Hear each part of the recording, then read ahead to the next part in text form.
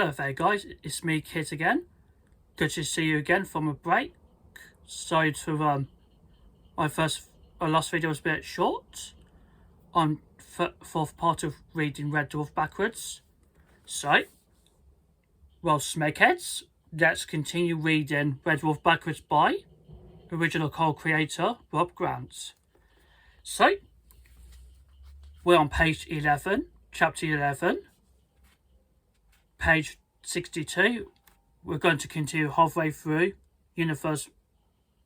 Reversing Universe. This was pretty good. He hadn't slept for a good 50 hours now.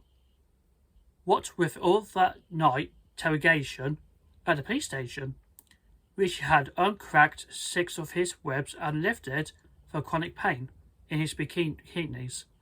Each passing hour left him feeling fresher and stronger and more alert. The engine was surprisingly light, 7 feet long and mostly solid metal. Yet he and the cat could carry it between them fairly easy.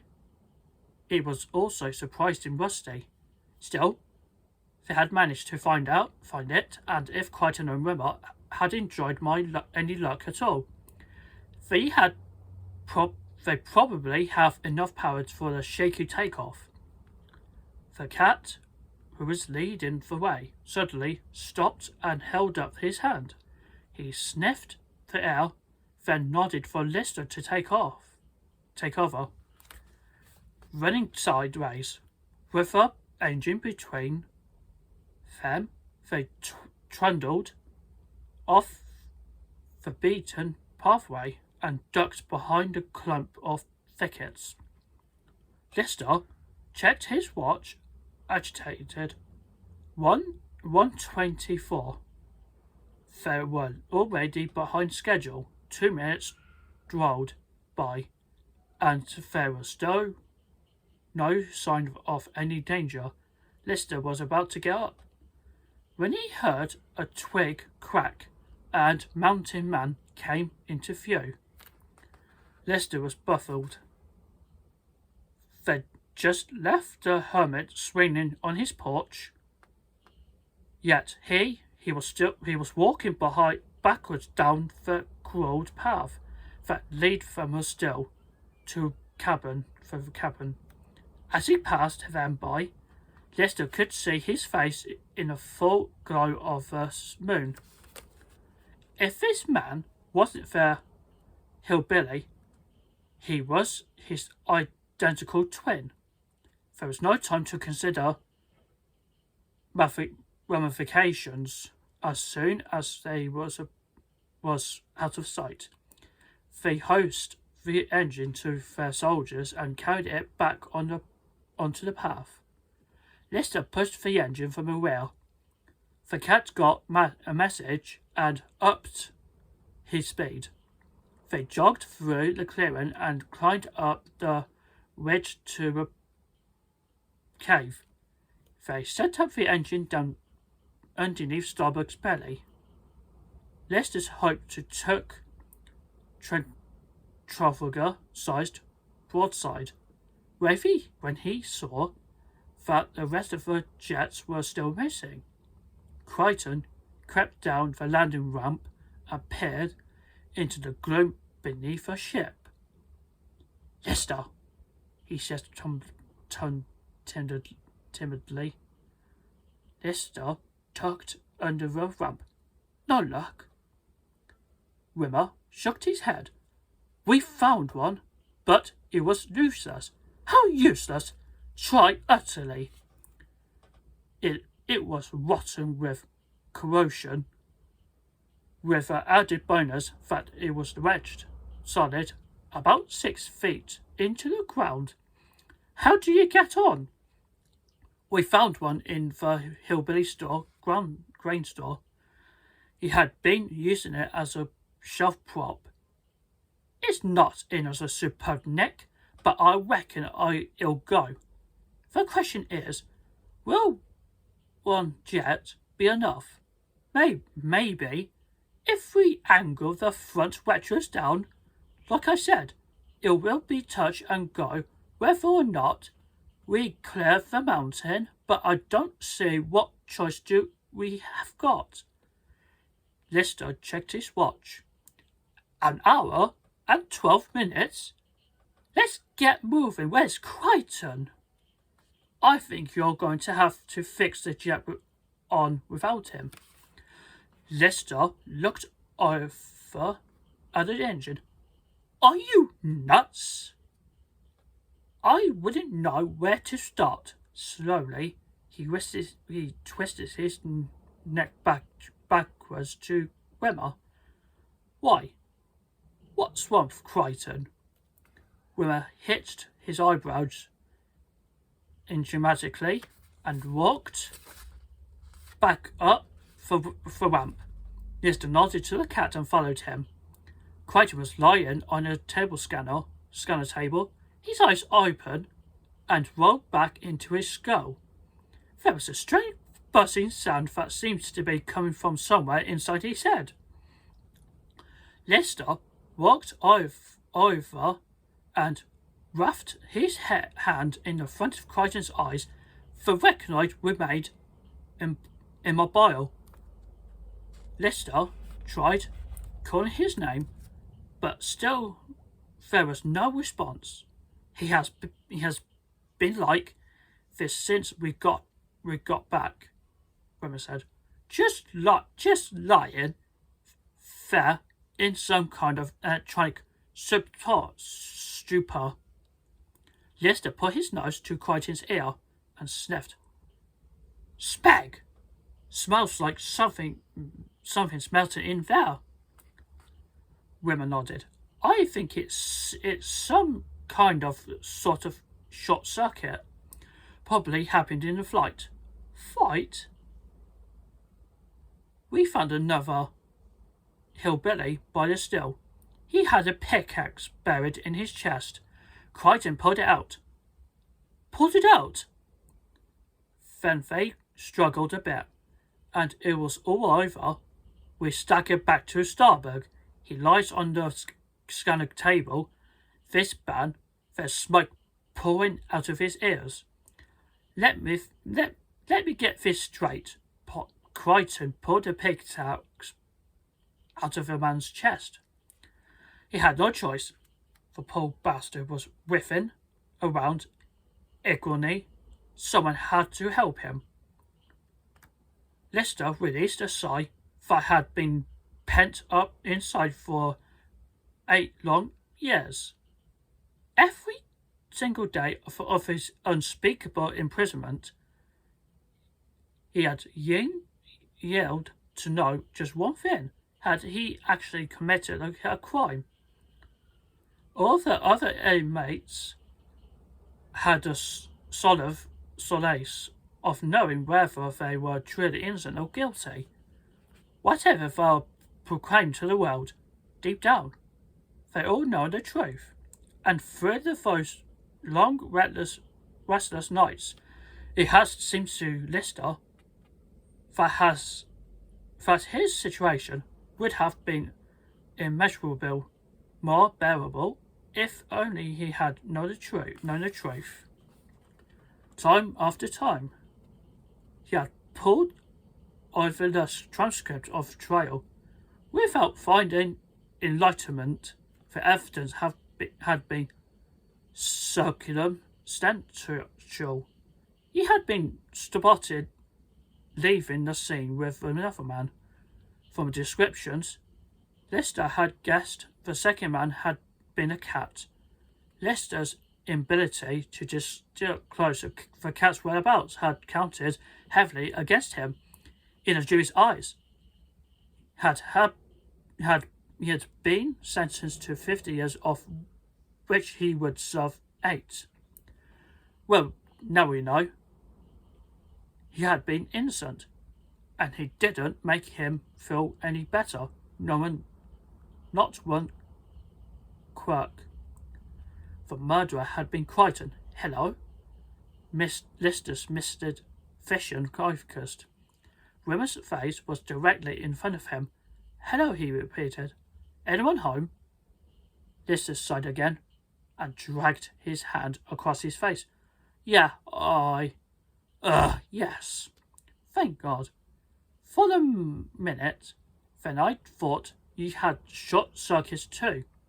Lister crossed to a tool stall, ripped open the metal cabinet door and started rooting through the box.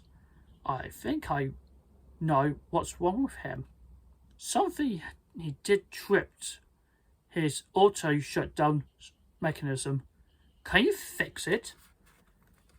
Lister heft a sonic screwdriver from the toolbox and walked back to the scanner table. I've done it before, remember?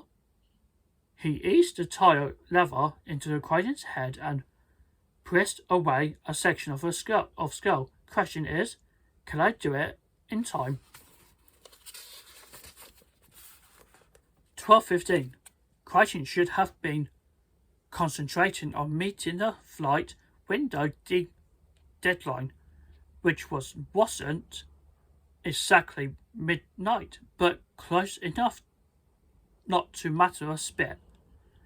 If they weren't airborne before 10 too, well, the alternative didn't bear thinking about. Trouble was, Kryten wasn't thinking about it. He was standing on elevated platform holding the part corridored engine in position, while Lister's laser torch sprayed showers of dancing sparks over him and everything else in a vanity. Wilmers was pacing nervously beneath them, barking pointers and panicky commands. The cat stood on the bottom step of the mini crane, shouting equally pointless and panicky commands only forwards. And Kryten didn't even notice them, nor did he share their panics. He was thinking about murder. Murder, such a pleasant, soft word really. Like Mama, purring and delicate, hiding behind his gentle, furry exterior of the fullest forest. Offence mankind had ever devised against nature, murder. Kryten was a murderer. And he couldn't live with it by the time Kryten had been created, or artificial intelligence life forms were programmed to protect human life. There had been some earlier mistakes, most notably for part organic agonoids, who had been designed as super warriors, then got a few ideas of their own about obeying orders and almost rid a planet of its humankind occupants before the designers wised up and started programming a version of Asimov robotic laws into core of every computer mind. Lister Kryten had broken those laws, and his urge to self-destruct was almost unbearable. And so he had decided that once the engine was fixed onto the place and for takeoff prepared, he would slip quietly down the ramp and disappear into a cave. He was incapable of thinking clearly. I had no idea how he might commit suicide on the planet when time was running in reverse. All he knew was that he was unfit to share the company of humans. If that meant spending an eternity alone in the dark recesses of inaccessible caverns with only his guilt, pain for company, then so be it. He had discharged this final duty and be gone. Suddenly, he was aware of silence. Lister flicked off his torch, unhooked his safety harness, and climbed down onto Kryten's platform. Remmer yelled, "Is that it? All the systems go." Lister raised his welding mask and looked up at the awkwardly angled landing jet. "It's not perfect. Should be good enough to give us a shot." He took off his gloves and started climbing down the mini crane steps towards the cat's anxious stare. It had been a tricky job trying to attach a jet using a cutting tool, and Kryten had been a precious little help. Lister had no idea how long it would hold, if at all. He had been alarmed by his close examinations of Starbug's underside. A lot of the plates seemed to have recently welded in place, and there appeared to be a dangerous level of corrosion under the flesh metal sheets. Still, with less than 5 minutes to go, he decided not to share his fears with the others. Neither Starbug would get off the ground, or he wouldn't. No point in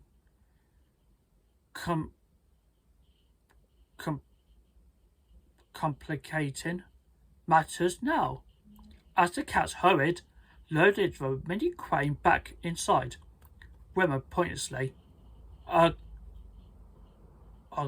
urging him on with backward barked commands. Lister discreetly shone the work lamp over the walls of the cave. As he expected, the walls were littered with ruts and some flesh with scotch marks. Others filmed either with grim. Some part of him probably knew the truth then, but it wasn't about to go and blow it as the rest of him. Hope was the fuel that fed Lister's engine, and there was no point in squandering it over maybes, and like as not, they could be dozens of explantation of a presence of these marks, none of them visible or likely, but all of them then barbell truth. A wisp of undespairing smoke whiffed across the beam and sniffed the air. Familiar fumes of burnt jet fuel were starting to build up. He took a last look around the cave and then pounded up the landing ramp. He was inside the cockpit before the ramp had fully retracted. Remmer was seated towards the rear of a cockpit, running checks over the Navicom.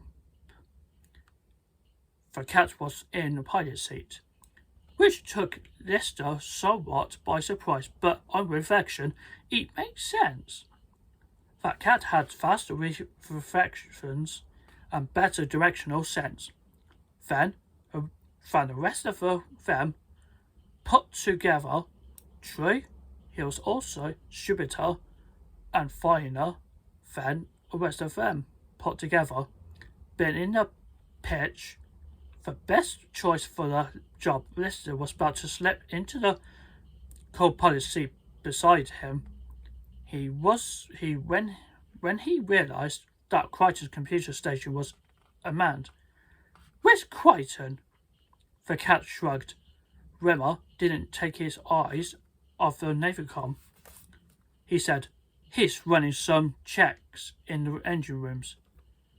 Lister punched up the security cameras and scanned the engine rooms. Deserted, he turned and headed for midsection. The cat yelled after him. Dap. Stomach. Ut. And carried on, flickering switches in between sly glances at his reflection in the computer screen and occasional touch-ups of his perfect pompadour. Lister managed to decipher the cat's yell as 2 minutes, but as he allowed himself down the steps to the midsection empty, he ran straight for the spiral stairs and launched himself up to the rest quarters. Kryten was not on board. Lister crashed back down the stairs and flung himself up the stairs back to the cockpit. He's gone. Kryten's not here. His eyes still on the Navicom display, Wimmer said. 90 seconds and counting. Whoa! Lister formed his hands into the capital T time. Out. Guys, Kryten's still out there. Lister, we are about to perform what is probably the most complicated reverse landing takeoff procedure ever attempted in history of aviation. With a single landing jet, which was rustier than Elizabeth I's chastity belt. Furthermore, the pilot do not even speak the same language in the same direction, and even if we did, we wouldn't agree. We do not need any more complications. Complications? Kryten's not on board. We can't leave him. We can't leave without him. Wrong. We can't leave with him. If we abort now, we miss the flight window. Then we miss it. We are not abandoning Kryten. 60 seconds in counting. Wimmer flicked his eyes up from his screen. He knows what he was doing. He's made his choice. The flight path's been locked in, and we can make it without him.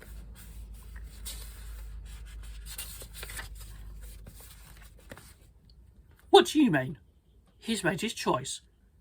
You mean he told you he wasn't coming with us? What he actually said was, I'm going for a walk or maybe sometime, and you'll let him go. Women looked down at the screen again. 45 seconds. Lister jumped back down to the midsection and raced to an airlock. As he slid his palm over the security scanner, the engines began to whine. The scanner flashed red, and the warning panel blinked the words airlocked inaccessible until landing procedure complete. Lister thumped the scanner with his forehead and charged back to the cockpit.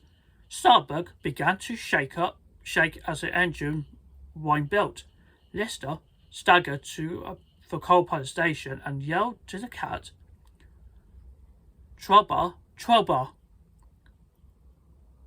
The cat looked up at him, confused, and then over at Wimmer. He shook his head and said, Zero. Starbug juddered as the engines considered, and Lister was thrown into the pilot's seat. No, he screamed. No! He flicked on the external cameras. The cave outside was almost completely absorbed by the fog, banks of thick black-brown smoke. That single landing jet was laboring to inhale. Just for an instant, he had thought he caught a glimpse of Kryten's two pink face craning to see them through the asterisk fog. The cockpit was dandering wildly. Now, the jumble of flight manuals leapt from the floor around Kryten's deserted station and arranged them themselves neatly on the shelf, and they were airborne. Combinations of wretched roaring, the landing jet screaming, and jittering vibration rocking the cabin made communications virtually impossible.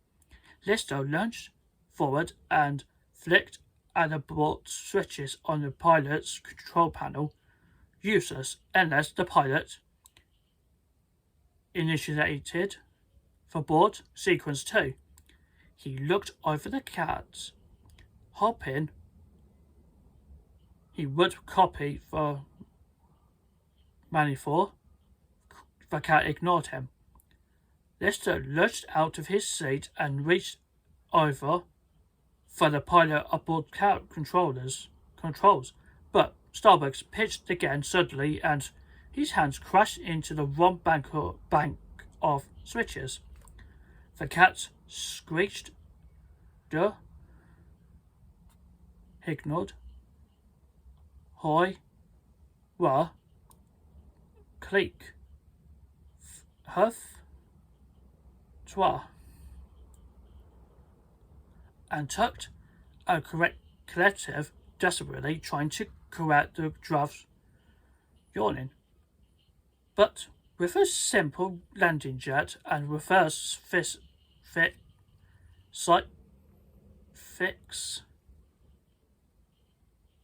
of backward earth maneuverability was almost zero. Starbug began to spin. Inside the cockpit, the alert lights started flashing wildly, and the siren sucked in Agua will added to bedlamic confusion. In blind panic, the cat began to hit switches at random with one hand, while his other rested with a collective stick between his legs. Outside, in the choking gloom of the cave, Kryten switched his vision to infrared and watched with mounting horror as Starbug span hopelessly out of control. The cavern around him was just explosion of jet thunder and unsynchronized blasts from a front retro sucked scotch marks from a cave walls and neatly packed along jet ruts beneath the fourth stone. He should never have left them. He had no idea what had gone wrong, or what he could have done to correct it, even if he had stayed on board, but that didn't matter. What mattered was they were going to die, and Kryten could add 3 more notches to his murderous belt. Desperate to do something, anything to help them, Kryten ran towards the stricken spinning craft. As the landing leg span overhead towards him, he leaped. His fingertips gripped the landing leg's splayed foot, and he hung grimly. Big mistake. His height and monetarium tilted the vessel even further off kilter, and his spin became wilder and more unstable. It pissed and rolled like a desperate gyroscope without enough force to regain its center. Kryten hung there, not knowing what to do. In his panic, he had worsened the situation. But if he let go, now Starbug might topple radically over in a precision direction and smash into a deadly rock, perhaps even turned over completely. What had been thinking of? Had some part of his guilt-crazed mind. Thought he could tug the ship safely to the ground. Who did he think he was? The expatriate of the planet Kryten. He tried to make the best of it, but trying to engage the spin and swinging his body against it as he pendulum gently to and fro underneath the crazily twisting spacecraft. He tried to persuade himself he was making some small difference, but he wasn't very convincing. Inside the cockpit, insanity reigned. The cat's emergency procedure of hitting every button in which was not contributing massively to the restoration of calm. The seats were all jumping up and down on the hydronics. Slugs were pinging across the cabin and popping into their drives. Lights were flashing crazily, and band music was blasting through every speaker in the ship at ear-bleeding volume.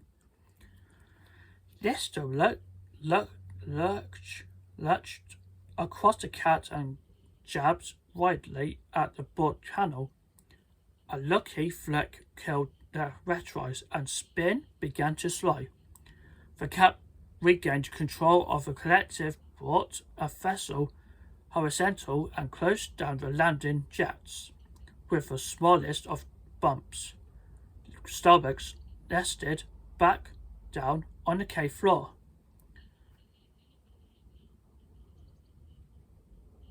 The cat leaned forward, flicked off the band music, and grinned at Lister.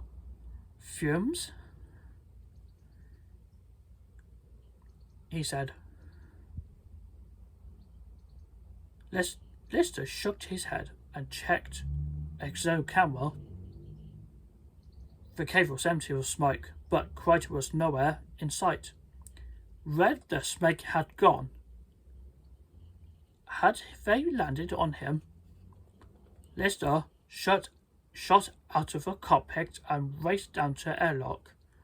He ran his palm over the scanner again, and once again it flashed light.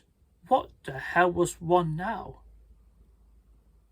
He glanced over at the warning panel, which was blinking, occupied. The inner wheel span, and the airlock door clicked open. Kryten was standing in the front of him, his plastic face twisted in fear and concern. "Sir, are you all right?" Lister's relief at seeing Kryten safe instantly gave way to sense of desperation and failure. He turned away and plunked himself in a chair by scanner table. "Yeah," he mumbled without enthusiasm. "We are fine, Kryten." The mechanoid stepped in and crooked his head towards a cockpit door. All of you. The cat slinked down from a cockpit and Grimmer followed him. Kryten felt so grateful to see them intact. He felt like spontaneously combusting. "Oh, sirs, this is all my fault." "No, it's Lister's fault," Rimmer glared. "He was acting like one of his little Scottish blokes in Poe movies who suddenly go stir crazy and make a beeline for the electric fence." "It's nobody's fault, Kryten," Lister said without looking up. "It's just happened, okay? Not okay. Rimmer strode over to him. I'm okay. He leaned his face deep into Lister's personal space. Okay? Have you seen a time? Lister nodded. 11:42. Which means, unless my backwards arithmetic is seriously askew, that we missed our flight window. Yes, Lister nodded again. Believe me, Rimmer, it's the last thing I wanted. I've already been stuck here for 50 odd years. Rimmer straightened. Blame? I've been a portion, and none of it falling on him. It was bizarre. That just meaninglessly should be important to him, but it was. He was beginning to feel better already. That feeling was not going to last very long. All right then, he smiled. Let's talk damage limitation. He turned to Kryten. There's absolutely no chance that we can attempt another reverse landing and achieve his flight window. I'm afraid not, sir. Rimmer flicked his eyes briefly over to Lister just in case anyone was in any doubt about blame content. And then back to Kryten. Well, that's too bad, but we're stuck in with it, I suppose. The question now is, when is the next flight window? Kryten squirmed. Well, I haven't exactly rechecked all of the calculations as yet, Rimmer smiled. All you need for the moment, Kryten, is your best guess. Well, sir, I had be reluctant to commit myself at this stage to definity, time and date. Just a ballpark figure, Kryten, just so we knew now we have enough time to prepare for an attempt properly. Okay, I should think we have enough time for that, sir, even if. Kryten, let me put it another way. Just how long are we going to be stuck here at this hellhole? You oversized ugly did I? Kryten stammered. Further. 4 hours, 4 weeks, 4 months. 4. Kryten thumped his head against the airlock door. 10 years. Okay, so let's stop there. I'll go and move on to the next chapter is Smuggy Kipper, I'll be back for breakfast. Well, I will stop there for the next 5th part of Red Dwarf backwards. So I hope you see old smeggers in a while, and hope you enjoyed listening to when I read this Red Dwarf backwards. It's such a smegging funny. You know, I'm such a huge fan of Red Dwarf. It's a British science fiction comedy by BBC. Okay, so just having a break, and I'll see you for a short while.